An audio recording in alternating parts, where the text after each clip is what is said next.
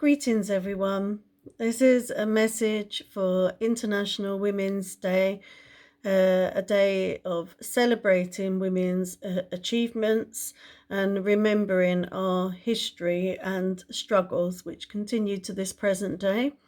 My name is Zita Holbourne. I'm one of the National Vice Presidents of PCS and also really proud to be the chair of the National Women's Forum of PCS, working with some fantastic sisters across the Union. Our message to the government on this International Women's Day is that they need to address the unequal pay that women are experiencing in the UK right now, including across our membership. We've seen the budget announcements which deliver nothing for us as public sector workers and nothing for us as women in terms of pay. Over the last decade and more, we've experienced pay caps and pay freezes that in real terms have meant a pay cut for our members. The majority of PCS members are women. So of course this has adverse disproportionate impacts on gender grounds.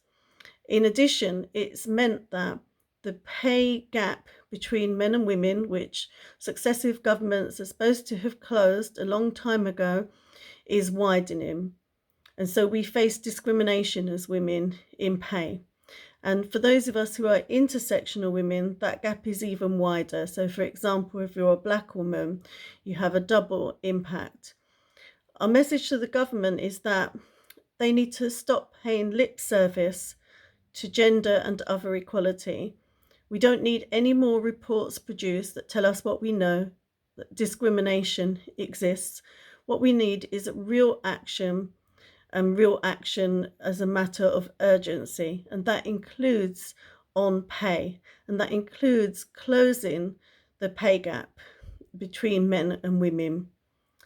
And as it's International Women's Day, I want to share with you some of the things that we're doing in PCS. And of course, because we're in a virtual world, we're not able to put on physical events, but we just had a fantastic fringe meeting which was focused on Black women and the impacts of the pandemic last week at the TUC Women's Conference.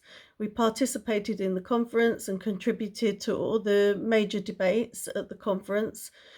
And we have a fantastic event coming up on the 30th of March, which is our celebration of women, past, present and future. And our keynote speaker will be the director of UK Black Pride, somebody who's familiar to many people in PCS because she used to be the head of campaigns and also the head of equality at PCS, Phyllis Opokujima. So we're really looking forward to that event and we hope you'll register to attend. Details will be published shortly. We're using the hashtag throughout Women's History Month, PCS, a better future for women. And we've also produced some key history facts marking the achievements of women. And so if you use that hashtag on any of the PCS social media platforms, you'll be able to find daily graphics which provide those facts and the materials that we're using. And we'd really like to hear from you in two respects. One, we'd like to hear from you about the real impacts on you of coronavirus and the pay freeze.